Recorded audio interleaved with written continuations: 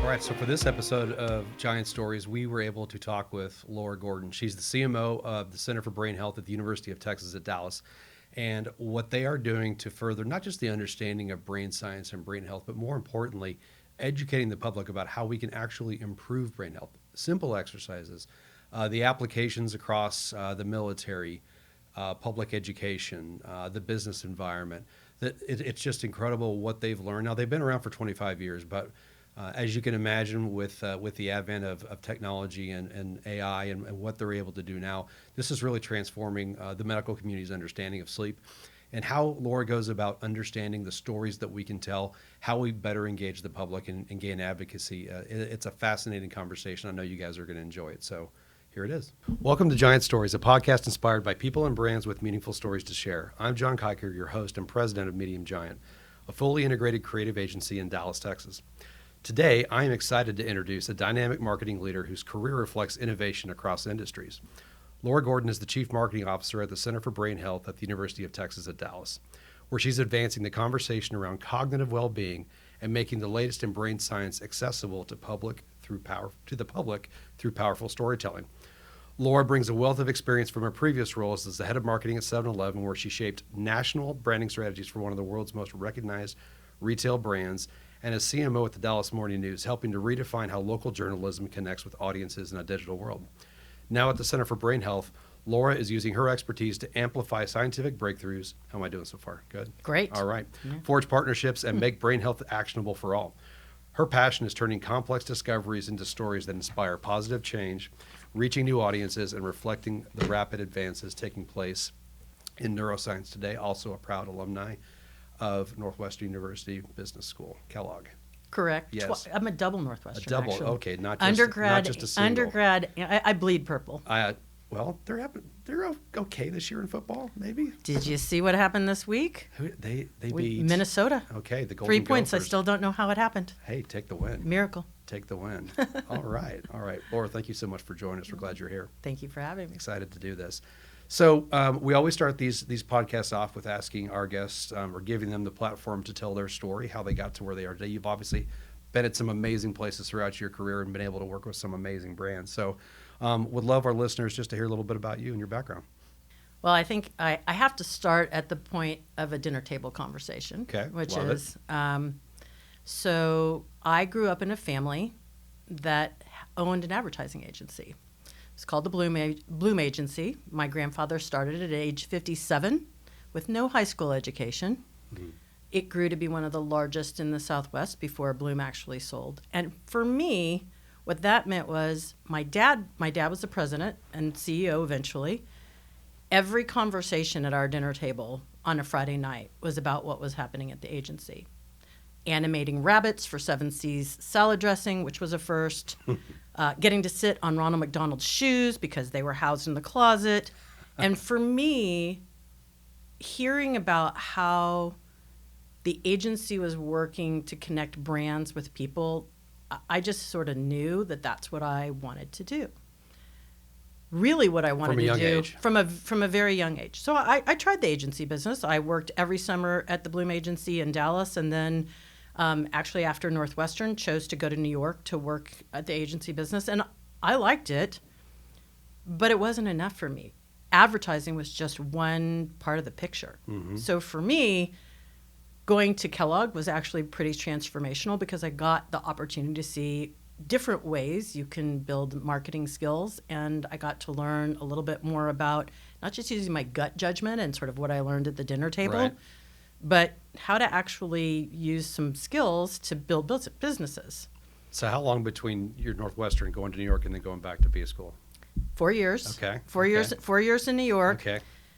12 years anywhere else. Yes, 4 years. 4 years. And I think I just want you to know 2 highlights. I worked on the XLax account at the same time as I worked on Mentor Contraceptives, which was the first contraceptive marketed to women.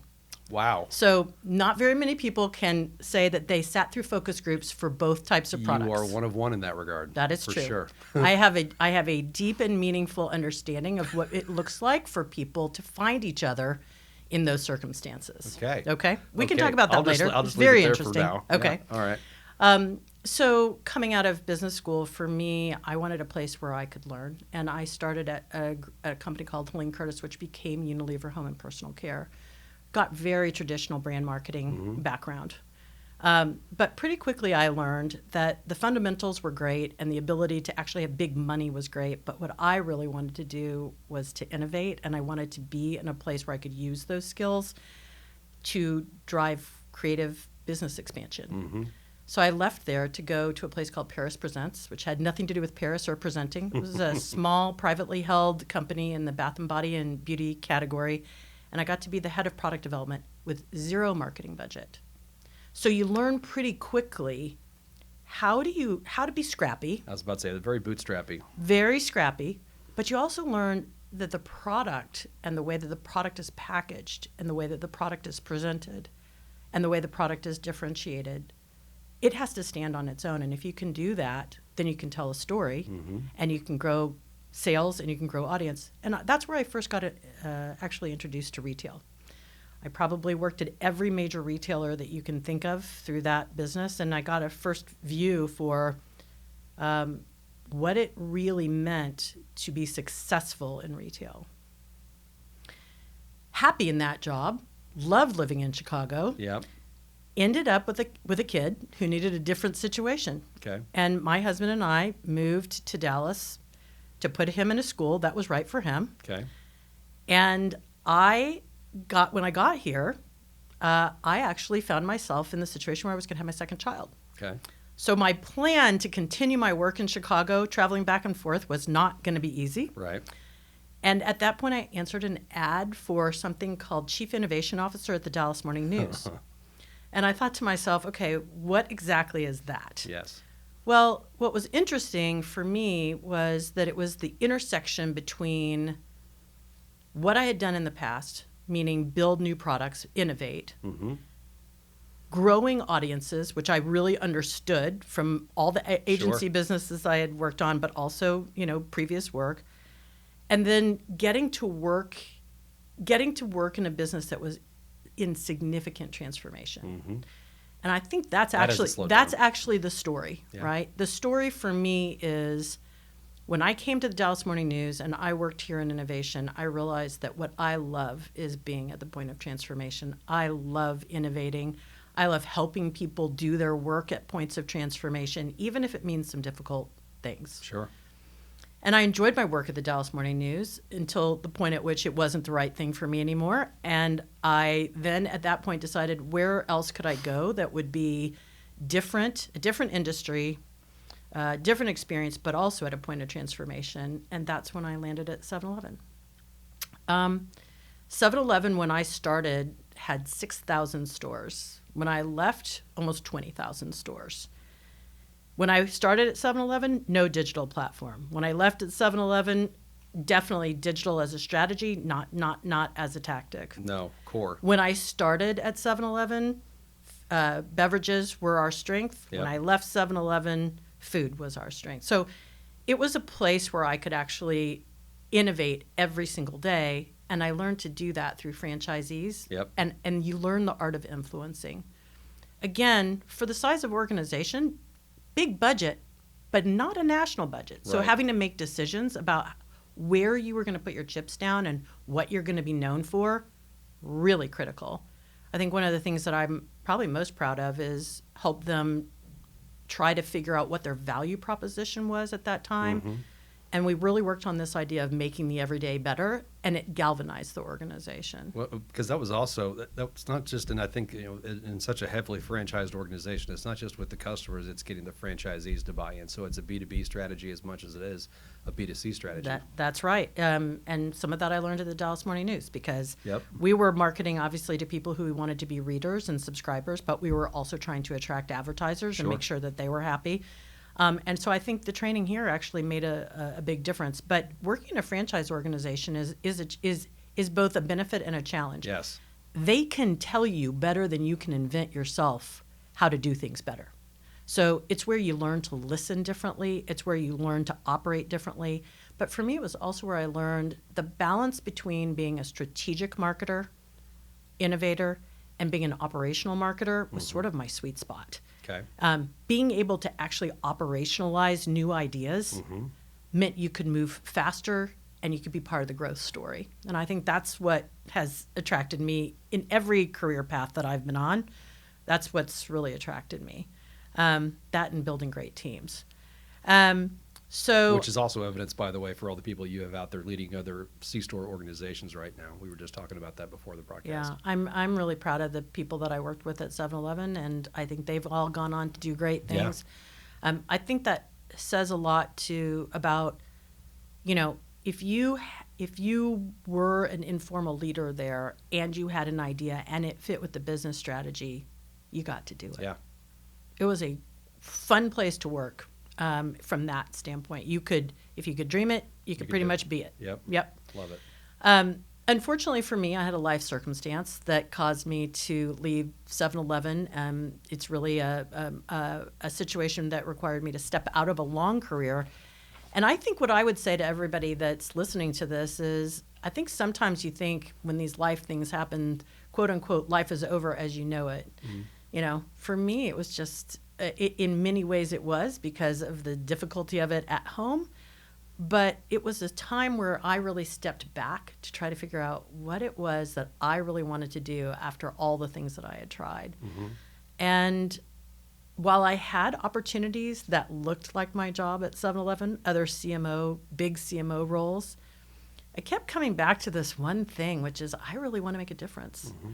And I feel like now I have enough skills to be able to do that, and I just didn't quite know where to direct all that. I didn't know whether I was just going to be the greatest volunteer that has ever been had, or whether, I would actually find something that fit me. And to be clear, I really didn't want to go to an organization that had already figured it out. Mm.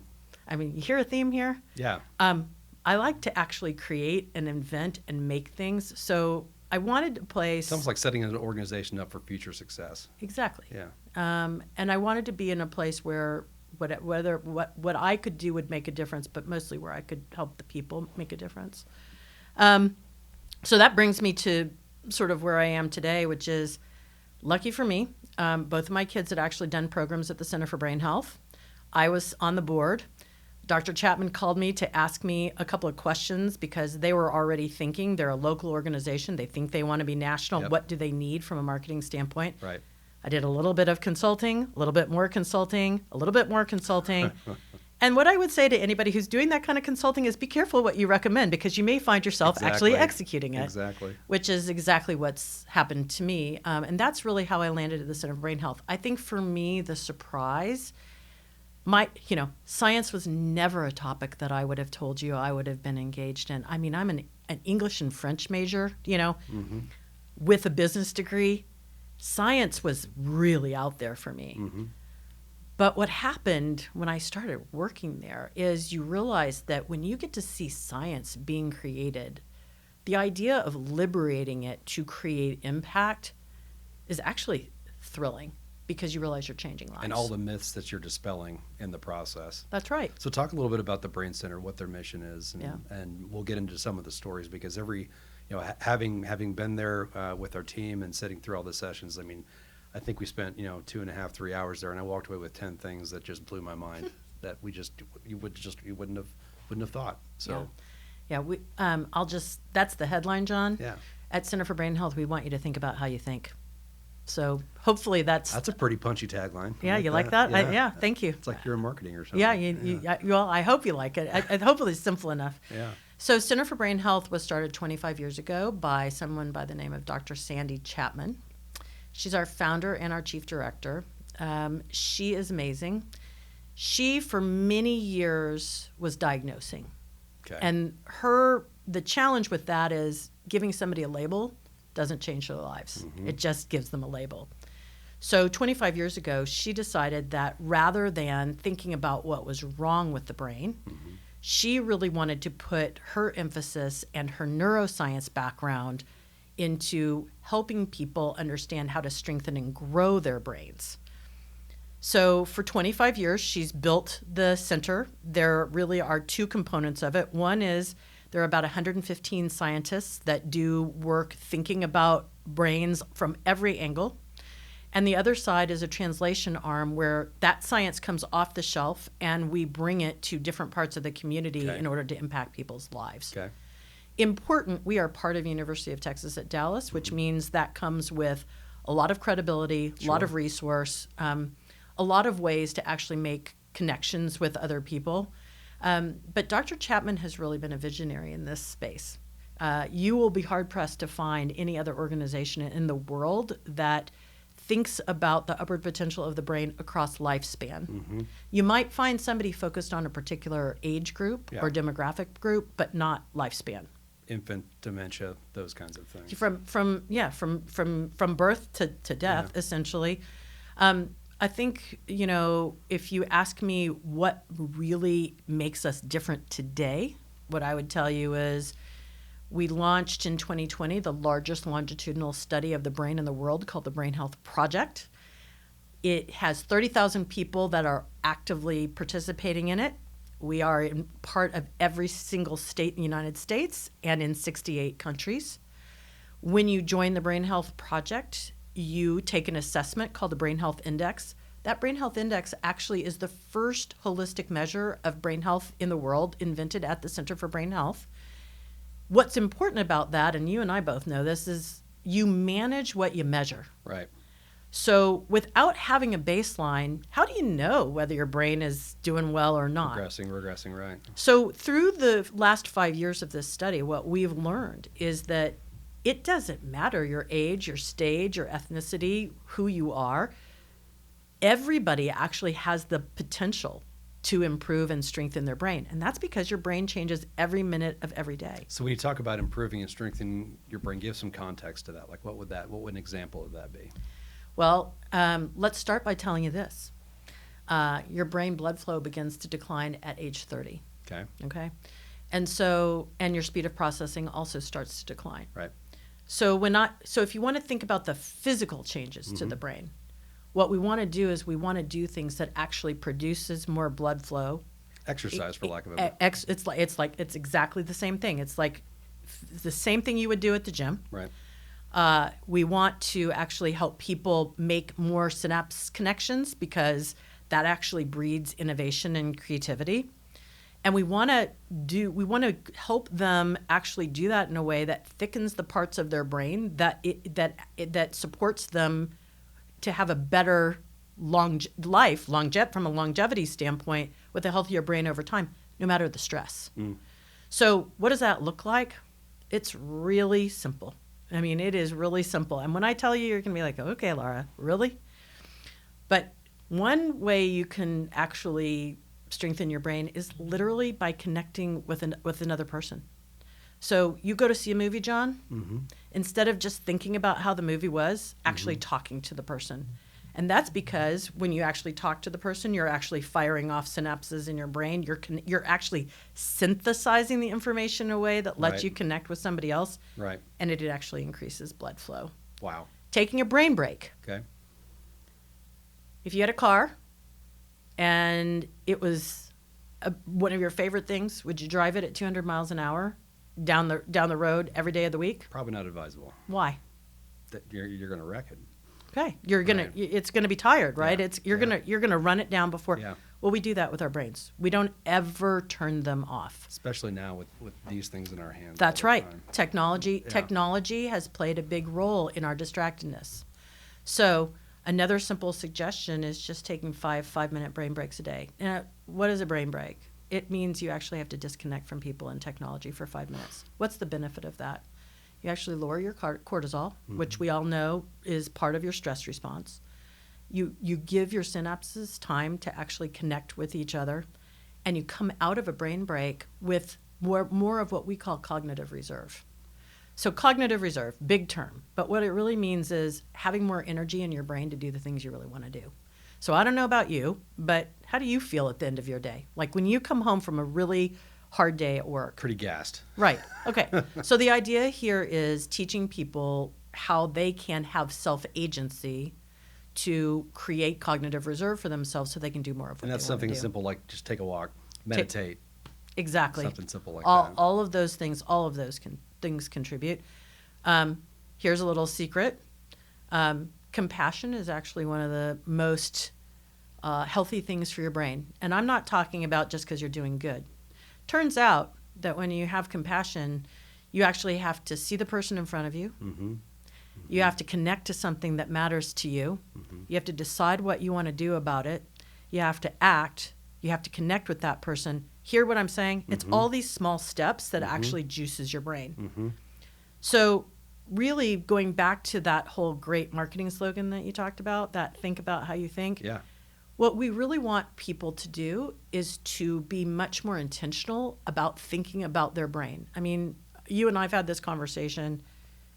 You spend more time thinking about when you're going to brush your teeth than you do your brain. And your brain literally runs every single solitary part of your body.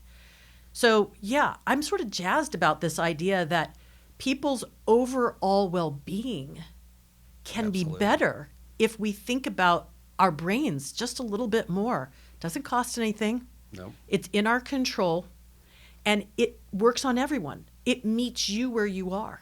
That's just the most amazing part about all of this. So talk about one of the applications that I was blown away by was the work you guys are doing with the military. Yeah. And talk about that, because I think it's, you know, for people and an organization, especially those who've been in combat, the trauma that they experience, the readiness that they have to go and serve and do what they need to do. Obviously, the stress it puts on your brain is immense. And so talk about the work that you guys are doing with them. Yeah, we have worked with over 10,000 people in the military over the course of the history of the center. And I would say ranging from people who have had very significant injuries to people who are leaders in combat. Yep.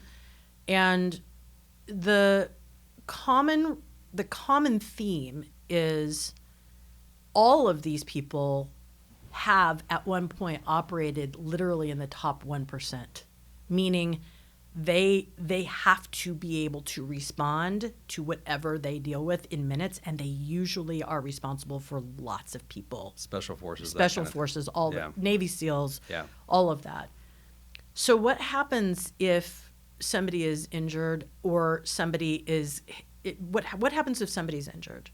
Well, the truth of the matter is having them adopt these brain healthy principles and get treatment through traditional means speeds the response to wellness, helps them get back to what they were doing in a way that they say is really about how they really feel, not just checking a box based on a medical survey Passing that a says fitness test or whatever. that says you're ready, but actually being their best selves.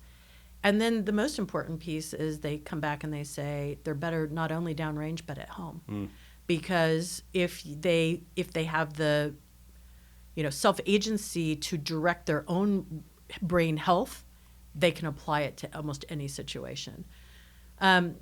For us, what we're trying to do with the military is we want the military to think about their brain as if it were a single-issue boot. Love it. You only get one. We have to teach people how to take care of them. And when we do, the follow-on impact is incredible. Now, today, warfare is so different. Yes. It is instantaneous. It is technical. It is faster paced than it ever has been before. Sometimes intense in person, sometimes now distance where you're watching on a screen, right? Correct. And so how do you take that 1% and actually have them operate 1% better? Well, for us, it's all about truly optimizing the brain. And that's what we're working on with the military. We are currently training trainers who know how to train military, and our goal is to be a standard operating procedure in the military. And I think we're getting very close. We're getting very close. That's amazing. Yeah. That's I think the other work that we're doing that is extremely meaningful is what we're doing with middle school kids. Okay. We've seen over 100,000 middle schoolers. We go into the classroom and we actually train the teachers. And basically, it's what you and I would know as executive function. Mm-hmm. If you teach kids to think more strategically, top down as opposed to bottom up, tactical up, right? They become problem solvers. They start to approach things differently. The results have been unbelievable. In kids that have gone through this program, They all have reported 60% less stress and anxiety. Their STAR scores have improved significantly, and we've even had whole schools that have gone through the program where they've gone from a ranking of unacceptable to being a star stellar school. I would think that their self-awareness just explodes in a positive way. And then the last part is we just did some work with the TEA, and we can actually start to see the long-term impact. Graduation rates are higher. They're better in math, which is interesting because it's taught in social studies and English. Interesting. So basically, the message here is getting in early does matter. If we could do it for every middle schooler, imagine the transformation that we could happen. Because middle school is a really tough transition time. Oh, yeah. So I think the thing that I get excited about is brain health has the potential to be so transformative, especially with this brain health index. But telling the story, I mean, okay, John, if I ask you to work on your brain and you'd nod at me, what are the chances that you'd actually do it? Pretty minimal. I'd be like, what do you mean? Like go meditate? Like, yeah, exactly. Or, like I said, take a walk, meditate, maybe, spend some time just, going off my screen, and that's probably about it. Okay. So that's the marketing challenge. Yeah. The marketing challenge is, number one, to get people to think about their brain. Number two, to take an action on their brain. And number three, to have them feel that, to have them stick with it, to have them really stick with it. But I think what's beautiful that you've articulated is that there's the exercises to do something like that are so simple. Like literally, talk to somebody else, have a conversation, be empathetic. Those deliberate actions that, if people of good nature do all the time anyway, but just to sort of be conscious that you're doing it and the impact that it's having, I would think that sort of, it's just so easy. So how do you guys get like, if you think about all the stories out there that you can tell and all the examples, like how do you prioritize what you do? Because there's so many places you can go and there's so many different groups and constituencies that you can impact with what you guys are doing. Yeah, I mean, first of all, that's just that's a really hard question because I think what we want to make sure we're doing is that we're able to go where the impact story is large enough that ultimately that becomes a story that people gravitate to believe. So most people believe that if it's good enough for the military, it means that it's going to be good enough for them. Right. And almost everybody can relate to the difficulty of being in a middle school environment. So I think those are the two pieces. I think the key here, a couple of keys. One is making sure that we're telling the stories that inspire fundraising and philanthropy, so that we can keep the science going. So I think for us, we're organized. We're organized in order to be able to translate like this. Yep. But I think in terms of breaking through, that's where the biggest challenge is. Now, talking to people who are working, that is the most interesting conversation I think that we're having right now, because if people who are working actually just paid attention to their toxic habits first, just did a simple eight question quiz. Are you in back-to-back meetings? Yes or no? Do you line up the work that you do with the best brain time that you have? Is your deepest thinking lined up with that? Yes or no? Simple questions like that. I think our biggest... It's the last thing you do before you go to bed, put your phone down. Yes, exactly. I mean, really. Exactly. So for us, it's sort of like, how do you get people to actually just think about their toxic habits, get them to stop doing that? But I think you have to have people feel the impact of this. And that's why this idea of, I'll tell a story that I think is so interesting. Is one of the factors that we've learned really improves brain health is strategic focus. Okay. Strategic focus has more to do with what you don't pay attention to than it does what you do pay attention to. Strategy of sacrifice. That is right. So I think what we like to preach at Center for Brain Health is this idea of elephants and rabbits. Mm-hmm. So when you're chasing elephants, don't get distracted by the rabbits. So that's what you were just talking about. where is your brain energy really required in order for you to do your very best work. Make sure you're doing that. Make sure you're setting time aside for that. Make sure you're doing that in a way that preserves your greatest benefit. Yeah. Then how do we tell the stories? How do we tell the stories of the people in the workplace who have been able to do more as a function of that? How do we tell the story of the importance of connecting to people in purpose? How do we tell the story about the importance of resilience and emotional balance? One thing that I really relate to is this concept of instead of coming up with one answer, the idea is coming up with 7 ways to do anything. Absolutely. Okay, well, what is that all about? Well, if I told you it has to be a certain way, your brain is completely wired to it has to be that way. Get to the thing. Get to the thing, exactly. Right. But if you find 7 different approaches to it, that means that there's lots of different ways. It automatically brings your stress level down. Yeah. Anyway, making these things accessible in tools, that's the answer. That's the answer that I was going to give you, is that whether it's the Toxic Habits Quiz or a sleep text challenge, because sleep is so vital to brain health, or a little mini quiz, or helping people get curious about brain health. Yep. That's what we're really working on. It's funny, the application with the military that you guys have, or middle school students, because as somebody like yourself who's worked in a very high stress, fast-paced environment, I would think that the business health applications are endless. Because think about it, if I'm spending an inordinate amount of my brain capacity focusing on problems that really at the end of the day aren't going to make a measurable impact, like what am I doing? Do I have my priorities in line? Do I need to reassess? Am I at the right place? Right. I think that there's so much that can translate over to the workplace for anybody to sort of ask themselves those questions, and in so doing, make themselves healthier, but also, improve their day-to-day experience, right? Yeah. So, I mean, what we've observed is when people start to adopt these behaviors, it actually has a sort of a cascading impact. Yeah. Because if you do it and there's a common language and you can bring your team along, then the whole team starts to practice it. 100%. It affects how people choose to stay. It affects people's job satisfaction. It affects people's innovation capability. I was going to say creativity explodes. Huge creativity opportunity.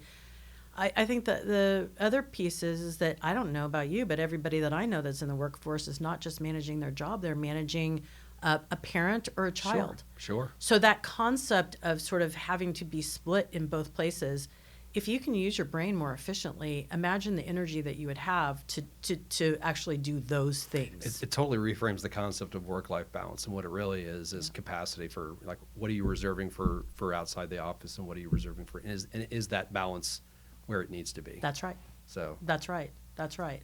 And that's where catching stories of people who have felt that benefit and what it has meant to them. Yep. But I don't want to leave the conversation and have this be all touchy-feely, because actually we have a practice at the Center for Brain Health called Brainomics. Clever term. Sandy trademarked it 20 years ago, knowing that she was wanting to look at the economic impact of focusing on the upward potential of the brain. I mean, every data point that you read about is all about what the cost of illness is. Sure. Well, what about the benefit of brain wellness? Wellness, right. Well, we've got a practice. We're beginning to build case studies, working with organizations, doing the math to be able to see. We know what it looks like now in middle school. So if we can actually have somebody earn 10 times more because they've taken this program, imagine what the potential is of this in the workplace, in the military, in the medical world. Absolutely. Someday, I hope we are all going into our doctor and they're handing us a brain health index and everybody's talking brain. We're just all talking brain. I love it. So as technology and the advancements in brain study just accelerate, just the pace is incredible. What are you most excited about in the next 5 years for what's going to happen with brain health awareness? What am I most excited about? There's a lot of things I'm most excited about. I think brain health will be, there'll be precision brain health. You will have a brain health agent that will help you through your specific situation using the data and the science that we've created that is going to help you at any point in time in your day optimize your brain. So if you need a coach, you'll have one right there. Here's what I'm feeling. Yeah. If you need a coach, you'll have one right there. So I'm excited about that. I'm also excited about the opportunity to truly scale what we're doing. We are definitely working with AI. As you might imagine, right now there's a lot of personalized coaching that happens inside of what we do. Sure. If we can recreate that through AI and know that it can be delivered in a way that is consistent with the way that we've been delivering it, democratize it. If we can, then it can be accessible to everyone. Yep. I mean, I think about the people that struggle to put food on the table. In many ways, they need this more than Absolutely. anybody else. But time is of the essence. It needs to be able to meet them really where they are, and maybe starting with sleep is the right answer there, right? I'm very excited that Dr. Matt Walker is joining Center for Brain Health. Tell us more. He is the world's renowned expert on sleep. He is coming to us from Berkeley. He is choosing to be at UTD and Center for Brain Health because he believes that there is no illness, whether it's mental or physical, that doesn't first start with a sleep disruption. And he wants to use his sleep science in combination with biotechnology in order to advance the understanding of sleep disruption so that we can all know when sleep disruption is happening well before it actually disrupts us.